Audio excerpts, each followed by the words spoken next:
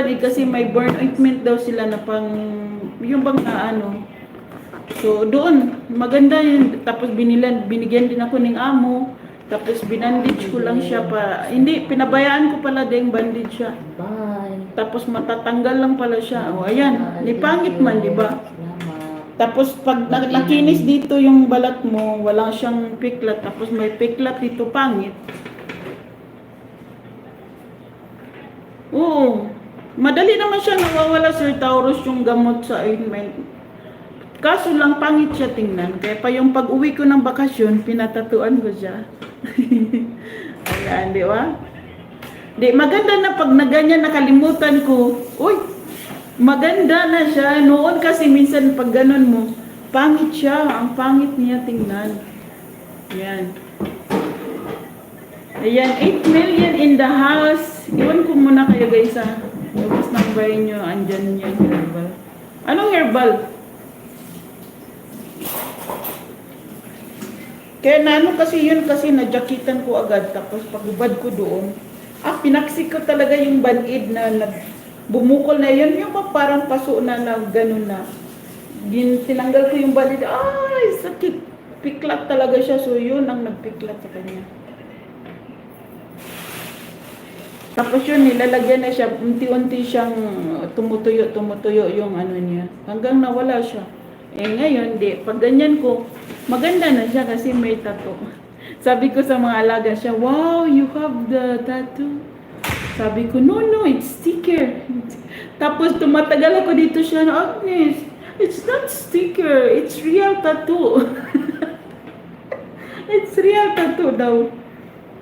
Hindi ko naalala nyo yung napaso ako, yun yung pina-cover up ko para ano. Wag naman kasi ang mahal ng bayad natin tapos pawalan mo yung anong Sir Taurus. Tapos pawalan mo yung tattoo, ang mahal ng bayad natin. Diyan muna kayo guys, muna kami, magtrabaho muna kami guys. Daling ko sa taas din, daling mo sa rin din. Daling ko sa ilalim. Yung ano sa akin ba, ilagay mo na sa I love tattoo. Yes! Si Eva, meron kang tattoo. Di ba maganda? Pag uwi ko nga, palagyan ko din dito. Yung pahaba ba hanggang dito? Or dito, tapos dito. Palagyan ko dito. Kaya di. Ayan, magtrabaho muna ako. Diyan lang kayo. Bastos, paso herbal lang. Dito, meron ba yan dito? Wow, sana all. Pag magpunta ko sa live mo, ipakita mo yung tattoo mo sa akin. Saan ba? Pwede bang ipakita?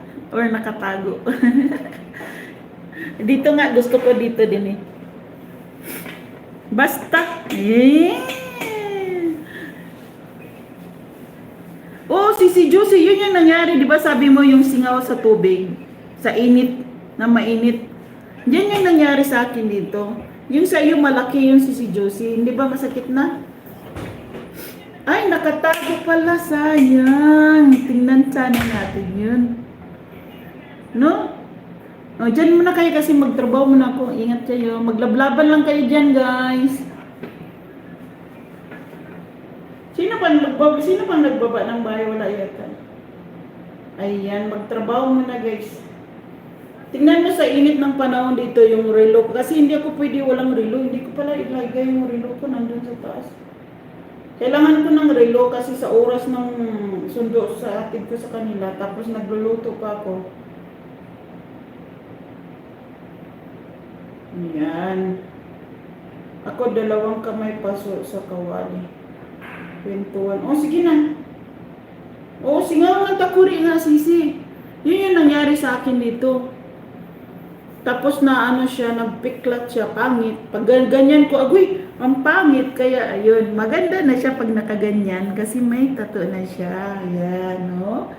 Diba? Ang ganda. Ayan. Sisi, hindi. Pupunta pa doon kami sa, tulungan ko yung kasama ko doon sa ano. Kasi 2 na lang kami doon sa may gym namin. May sala doon, may TV, punasan namin doon. May mama ko doon siya. Kaya katulungan ko muna siya bago kami magluto.